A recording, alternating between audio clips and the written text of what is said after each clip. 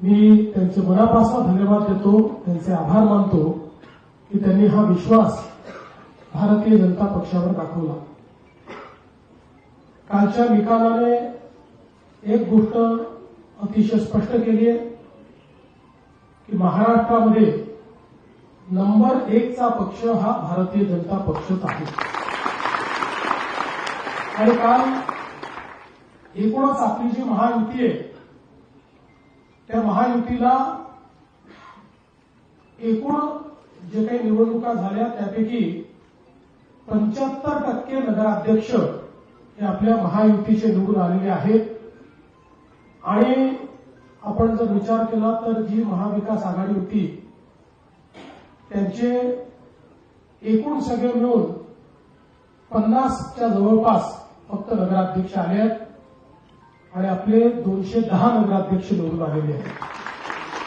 त्यामुळे एक प्रकारे आपण या निवडणुकीमध्ये महाविकास आघाडीचा पूर्णपणे सफाया केलेला आहे हे देखील या ठिकाणी स्पष्ट होत आहे.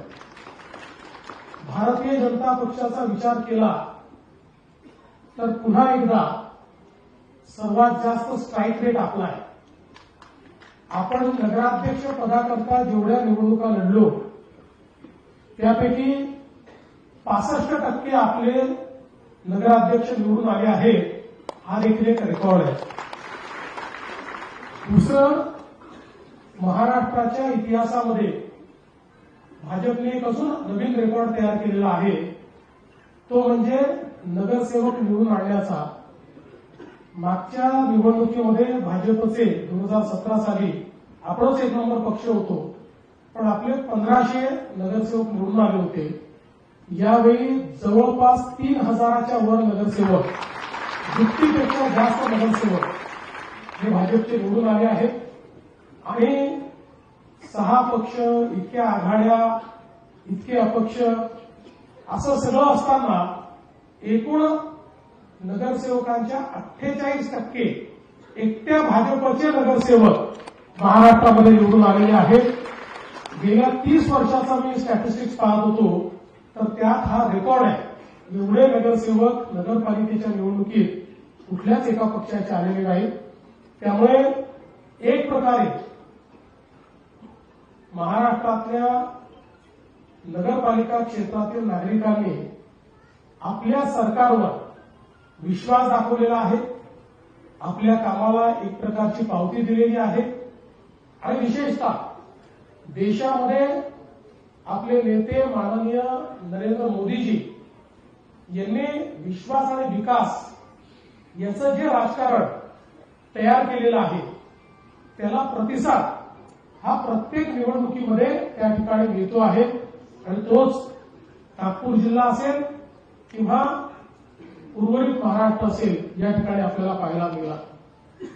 साधारणपणे 18-19 तर नगरपालिका अशा आहेत की ज्या ठिकाणी बहुमत म्हणून आपला आलाय, पण काही ना काही कारणाने अध्यक्ष आपले येऊ शकलेले नाहीत. आणि म्हणूनच मी असं म्हणेन की एक प्रचंड मोठं मॅन्डेट हे भारतीय जनता पक्षाला या निवडणुकीच्या माध्यमातून मिळालंय. आपल्या एनडीएला किंवा महायुतीला एक मोठं मॅन्डेट मिळालेलं आहे. आज आपण नागपूर जिल्ह्याचा विचार केला तर ज्या प्रकारे अभूतपूर्व अशा प्रकारचा विजय आपला झालेला आहे, मला असं वाटतं की हा नागपूर जिल्ह्याच्या इतिहासातही एक प्रकारे अनेक विरोधकांचे किल्ले हे पूर्णपणे उद्ध्वस्तच झालेले आपल्याला पाहायला मिळत आहेत. आणि जवळजवळ सगळ्या मोठ्या ज्या नगरपालिका आहेत, हे काटोलचा अपवाद सोडला तर सगळ्या मोठ्या ठिकाणी आपण चांगल्या पद्धतीनं निवडून आलेलो आहोत. सावनेरसारखी नगरपालिका आहे की ज्या ठिकाणी काँग्रेसमुक्त अशा प्रकारची ती नगरपालिका आपण तयार केलेली आहे. आणि अशाच वेगवेगळ्या ज्या काही लोक ज्याच्यावर अधिकार सांगत होते असे जेवढे वेगवेगळे विरोधी पक्षाचे नेते आहेत, या सगळ्या नेत्यांच्या त्या बालेकिल्ल्यांना आपल्या या सगळ्या नेत्यांनी एक प्रकारे उद्ध्वस्त करण्याचं काम केलेलं आहे. आणि त्यामध्ये माझ्या समोर बसलेले जे लोक आहेत, आमचे नगरसेवक, नगराध्यक्ष आणि आपले सगळे कार्यकर्ते, यांचा अतिशय मोलाचा वाटा आहे.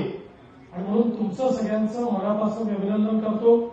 खरं म्हणजे कालपासून मी खूप अभिनंदन स्वीकारलेलं आहे, पण या अभिनंदनाचा खरा वाटेकरी मी नाही किंवा त्याचा खरा मानकरी मी नाही. वाटेकरी नक्की आहे, पण त्याचे खरे मानकरी तुम्ही आहात. तुमच्यामुळे हे सगळं अभिनंदन, या मंचावर बसलेल्या सगळ्या नेत्यांमुळे हे अभिनंदन या ठिकाणी मला स्वीकारायला मिळत आहे.